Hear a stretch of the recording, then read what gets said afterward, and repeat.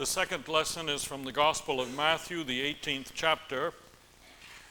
Then Peter went up to Jesus and said, "Lord, how often must I forgive my brother if he wrongs me?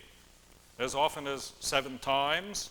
Jesus answered, "Not 7, I tell you, but 70 times 7. Let us bow for just a moment. God our Father, lift from us a bit now the cares and concerns that have dogged our days, that we may come quiet and open and available and trusting of a word that may be to us health and life. In the Spirit of Jesus, Amen.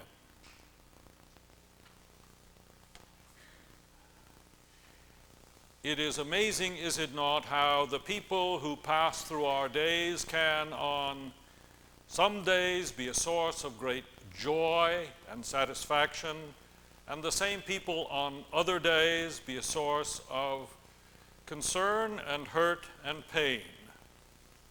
Amazing how the concerns and hurts and pains hang on, how we become slaves to them. The grievances of yesterday. Amazing how the past can dominate our thoughts, distort our perspective, dampen the joyous days. I remember a woman with whom I fell into casual conversation without my prying at all. The word came out that she was divorced, and as she spoke of her ex-husband, one could see the anger still rising to the point where she risked loss of control. And gently I asked when all this had happened, and she muttered, "Just 16 years ago. Another minister tells of calling on an elderly parishioner who was dying, offered to have prayer with him. The minister was told that when he was a little boy, he was abused by a man who was supposed to take care of him, and he had nurtured such an intense hatred for that man for the rest of his life that because of his bitterness, he had never been able to pray. Or there's the businessman who has turned from an affable and pleasant person into a quite angry and bitter one because a few years ago a colleague in subtle and devious ways undermined his reputation at the firm where he worked. As a result, he lost out on an advancement on which he had bet his career, and he turned sour and disillusioned with life. Extreme cases, one could go on. Perhaps, but we all have the problem in one way or another. The slavery of the past, the emotional injuries that lie there under the surface today, smoldering along, just waiting to burst into flame upon some new and similar slight, festering away in the basement of the psyche, binding our spirits, infecting even the brightest days, old wounds that cry out for healing. Which is why learning forgiveness is so central to the kingdom according to Jesus, so important to life. Because forgiveness means, in the first place, learning to let go. Learning to let go of the past so that we may be free to live this day unencumbered by old bitterness, free to embrace all the joys and enthusiasm of these hours. So forgiveness begins certainly not as a transaction between us and someone else who has offended us, but as a transaction within us, irrespective of the attitude of the other. It is simply, first of all, the refusal to allow the offense, the hurt that he or she has caused to go on punishing and enslaving. It's understandable why we find this difficult to do. When we've been hurt, mistreated, violated in any way, we have an instinctual desire and a right to see justice done. We quite rightly feel that the other should pay for his or her inhumanity to us. People ought not to be able to mistreat us. But we're seldom in a position to mete out justice. And how do you persuade the other that you have the right to stand in judgment? And how much retaliation would it take for you to feel good and clear again? And what if there really is no way to pay them back? Forgiveness at a very minimum means the determination not to let the offense become continual pain and imprisonment. Means the desire and willingness and effort to let the past go. And clearly such letting go is not easy. There's a story of the man who came to his minister and complained he was suffering from terrible headaches and was unable to sleep at night and was distracted and unable to concentrate. A little conversation revealed that this had all begun when a friend of his had hurt him badly. And the minister said to him, as ministers do, I would say that the best thing for you is to forgive him and get on with your life. The man was silent for a moment, and then he said, what's the next best thing? It's not so, forgiveness is not something that one does with the flip of a switch. But it must be done if we're not to live chained to gray stone walls of the past. Lewis Smedes tells how a woman called him when he was a guest on a talk show. He'd been talking about the subject of forgiveness and challenged him to tell her how she could ever forgive the drunk driver who had killed her 4-year-old son. Another woman was listening while driving in her car. She stopped at the side of the road, took out her cell phone, and called up the show. And she said, my son too was killed by a drunk driver. I hated the man. For 2 years I lived on the drippings of my hatred. But I awoke one night to the discovery that the man who killed my son was killing me inside. I went for counseling to my priest, who invited me to try to find healing through forgiveness. I began. I learned that forgiving is a process, a sluggish, crawling, difficult process, and it took me a long time. But I can tell you, ma'am, I am free. So you see, forgiveness as letting go of past hurt and past unfairness is first of all for our own sake, for the sake of our own life and future. There's nothing selfish about that. It is about achieving the internal freedom that enables us to move on in living a productive and helpful life. I think one of the most striking stories of how it can be done and ought to be done is the story of Lola Potok, survivor of the concentration camp at Auschwitz during World War II. Lola was born in Betzin, Poland, to a mother and father whom she said later knew the Bible. She had 10 older brothers and sisters, but when the Nazis smashed in her family's door in 1943, shouting out dirty Jews, they were all shipped into cattle cars to Auschwitz. But of all the brothers and sisters, Lola was the only one that they counted fit enough to work. So somehow, against fading strength and deteriorating body, Lola managed to keep going for 2 years. On January 17, 1945, she and the remainder of her section of the camp were driven in a forced march away from the Russian guns. She was not quite 24. As she told it later, she walked in 2 left shoes, her knees knocking together, bleeding, in an old dress and an overcoat with the sign of a slave on its shoulder. Her recurring fantasy as she marched was the dream she had often dreamt in Auschwitz. We dreamt that what they had done to us, we would one day do to them. We would force them to stand naked, humiliated like us. We would beat them all to a bloody pulp. Lola managed to slip away in the night of that death march with the help of a few people she risked speaking to along the way, and she survived until the Russians arrived.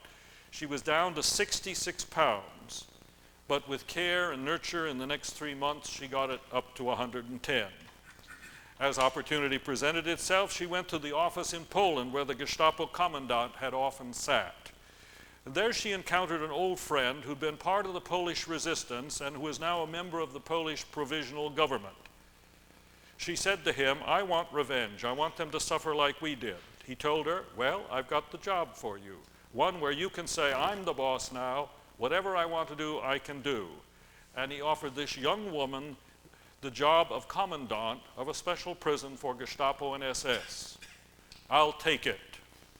So early May 1945, the war still continuing in Berlin, Lola Potok, aged 24, stood in her trim green uniform as 1,000 men in Nazi black marched into the big stone prison in the city of Gliwice.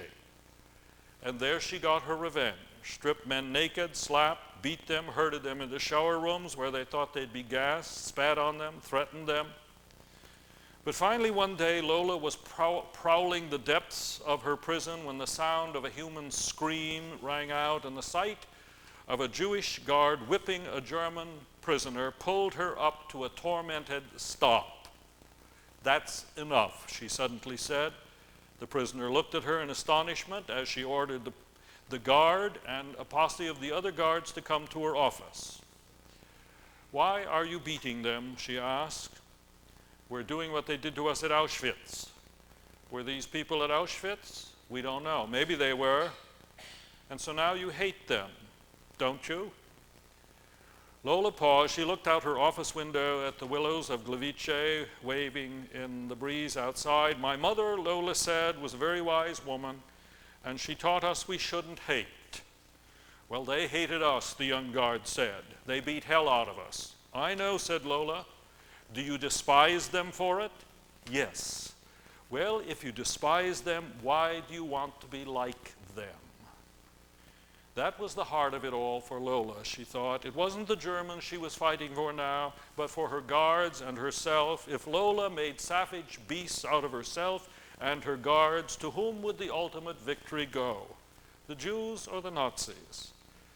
In November of that year, she took off her uniform, wrote herself an official visa, and began a journey west that took her finally to Sacramento, California, where she lived a productive and happy and peaceful life for the rest of her days. Now, as I say, it's an extreme example. It's a story the likes of which you and I will never experience, thank God. But in principle, it is a story replayed out in simpler fashion again and again in all of our lives, a story which illustrates the pervasive human tendency to become like those who use us badly, as we give in to the impulse to return in kind. So important is forgiveness as letting go of past hurt and grievance, because until we do, those responsible continue to play a major part in our own lives, shaping us, and our future cannot be all that it might be. Archibald Hart, a psychologist, defines forgiveness as giving up your right to hurt someone back. When you forgive someone, you agree to forget any revenge that you previously held needed to be exacted. You may well remember the deed, but you release its power to shape you. Then, of course, there's another dimension to forgiveness. Forgiveness means letting go, and where appropriate, letting back in. It means remaining open to relationship at some level, whatever the hurt or offense has been. The word forgive is built on what word? The word give. And to forgive in the concrete, ongoing relationships of life is to give ourselves in some measure to one another in spite of our mistakes and failures. I say where appropriate because where the offender is distant or unknown or dead, there's obviously no opportunity for relationship, and it's foolish to talk of forgiveness in this sense. Notice, Peter asks what? How often must I forgive my brother? The question is about concrete relationship, not about the terrorists, the communists, or some other abstraction. The word forgiveness has no meaning there. Nevertheless, forgiveness means from our side of a relationship, leaving the door open to some measure of healing and understanding. Perhaps you remember the movie of some years ago, The Prince of Tides. At one point, Tom says, "My life did not really begin until I summoned the power to forgive my father for making my childhood a terror." Petty theft is not a difficult crime to pass by unless your childhood was the item stolen.